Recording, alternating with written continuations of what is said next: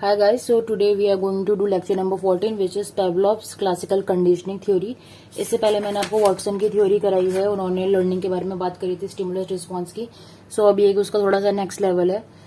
तो classical conditioning based होती है एसोसिएशन ऑफ स्टिमुलस और रिस्पॉन्स पे, जिसमें जो स्टिमुलस पहले वो अनकंडीशनल होता है और फिर उसमें आपका अनकंडीशनल रिस्पॉन्स बनता है।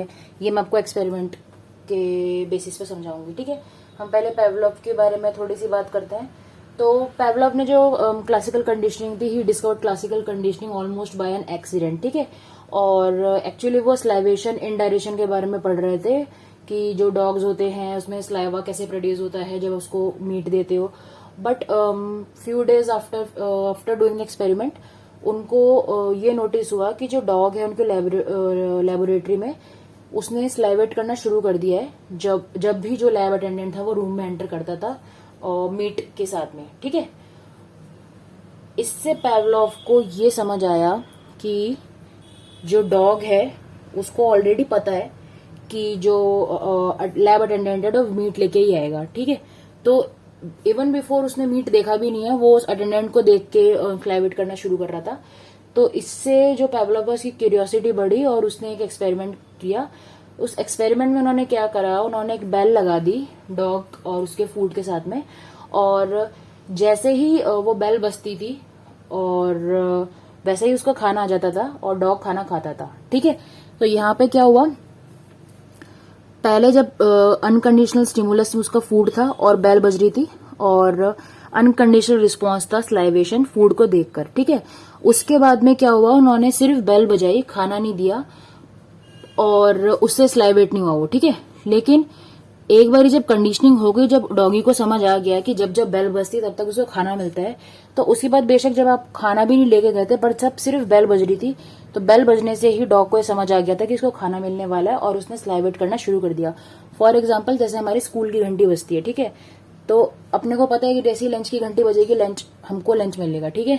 तो भूख लगने लग जाती है और हमको पता है कि जब छुट्टी होने वाली होती है तब भी हमको ततरा मतरी होती है। जब हम छोटे क्या किसी भी एज ग्रुप के बच्चे उठा लो, जब स्कूल से किसको मजा नहीं आएगा।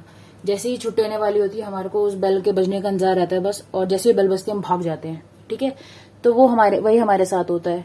जब तक आपको मीनिंग ही नहीं पता होगा, बेल के साथ में कोई आपका इंसिडेंट नहीं जुड़ा हुआ, स्टिमुलस नहीं जुड़ा हुआ, तब तक आपके लिए उस बेल का कोई मायने नहीं है। पर जब आपको पता है कि उस बेल के बजते ही आपको कुछ मिलेगा या आपको कुछ दिया जाएगा या कुछ खत्म होगा, तो आपका जो रिस्पॉन्स है उसके साथ में जुड़ जाता है, ठीक है। तो पेवलोव ने ये एक्सपेरिमेंट करा था। उसके बाद इस एक्सपेरिमेंट के बेस पे उन्होंने अपने दो वो निकाले थे प्रिंसिपल्स, जो कि है रेनफोर्समेंट और एक्सटेंशन के।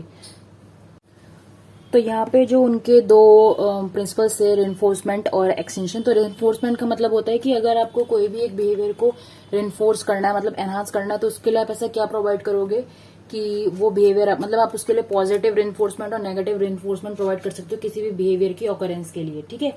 और दूसरा होता है एक्सटेंशन। सो एक्सटेंशन का मतलब होता है कि अगर आपको किसी बिहेवियर को जड़ से खत्म करना है तो आप उस प्रोसेस को अनलर्न कैसे करोगे, ठीक है। अगर आप ओरिजिनल सोर्स हटा दोगे लर्निंग का, तो उस जो बिहेवियर है वो बिहेवियर के एक्सटेंट होने के चांसेस बढ़ जाते हैं, ठीक है। तो उन्होंने बेसिक बात यही करी थी कि किसी भी बिहेवियर को अगर आपको शेप करना है तो कैसे करोगे, जहां पे उन्होंने अनकंडीशनल स्टिमुलस और अनकंडीशनल रिस्पॉन्स का यूज करा था, ठीक है। सो पेवलोव के बाद में जो ये स्किनर और पेवलोव का डिफरेंस है ये मैं आपको तब समझाऊंगी जब मैं नेक्स्ट क्लास में स्किनर की बात कर लूंगी, ठीक है। पेवलोव की थ्योरी में इतना ही था और इनकी थ्योरी का बस आपको ये समझ आना चाहिए फंडा कंडीशनल रिस्पॉन्स, अनकंडीशनल रिस्पॉन्स का, स्टिमुलस वगैरह का, ठीक है। बाय।